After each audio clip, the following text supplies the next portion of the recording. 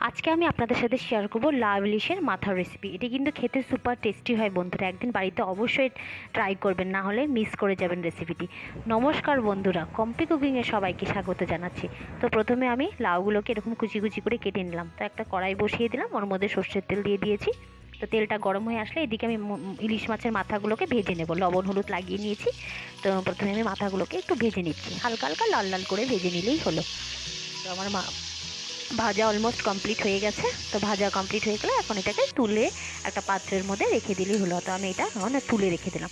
তো আর তেল ইউজ করব না, ওই তেলটার মধ্যেই আমি একটু পাঁচফোড়ন সোমবার দিয়ে দিলাম। তো পাঁচফোড়ন সোমবার দিয়ে দিচ্ছি এখানে লাউগুলো। তো লাউগুলো আমি আগের থেকে কেটে রেখেছিলাম। তো সমস্ত লাউগুলোকে দিয়ে আমি এখন 1 মিনিট মতন ভেজে নেব। প্রথমে ভালো মতন করে মিক্স আপ করে নেব। আর আমার চ্যানেলের রেসিপিগুলো ভালো লেগে থাকলে লাইক শেয়ার সাবস্ক্রাইব করে দেবেন। আর দুটো কাঁচা লঙ্কা দিয়ে দিলাম, তারপর উপর দিয়ে ঢাকনি দিয়ে রাখলাম। ঢাকনিটা কিন্তু আমি 2 মিনিট পর্যন্ত দিয়ে রাখবো। তো 2 মিনিট পর আমি ঢাকনিটা তুলে নিলাম। দেখুন দেখতে কি সুন্দর লাগে, তাই না? কালারফুল লাগে কিন্তু লাউয়ের সাথে কাঁচা লঙ্কা। তো তারপরে দিয়ে আমি আরও 2 মিনিট এটাকে ভালো করে মিশিয়ে নিলাম।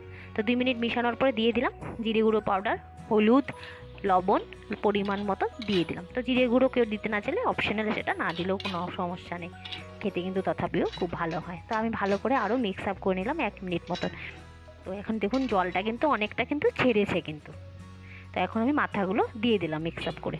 তো মাথাগুলো দিয়ে ভাঙবো না কিন্তু, মাথাগুলো একটু গোটা গোটায় যাতে থাকে, না হলে পুরো মিশে গেলে না খেতে এতটা ভালো লাগে না, কাটা কাটা হয়। তো একটু মাথাগুলোকে প্রথমে এইভাবেই রেখে দেবো।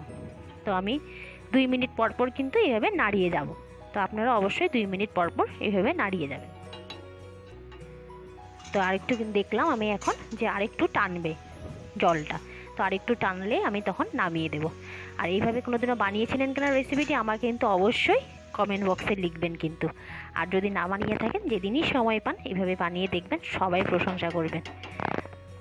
তো দেখলাম আমি এখন আমারটা টেনে গেছে, এই পর্যায়ে গ্যাসটা অফ করে দিলে হলো। তো গরম গরম ভাতের সাথে বলুন, গরম দিনে জমে যাবে খাওয়া একদম, তাই না? অন্য কোনো রেসিপি দেখতে চাইলেও সেটাও জানাবেন, আমি নিশ্চয়ই ট্রাই করব। তো please like share subscribe my channel. ভালো থাকুন, সুস্থ থাকুন, টাটা, লাভ ইউ অল।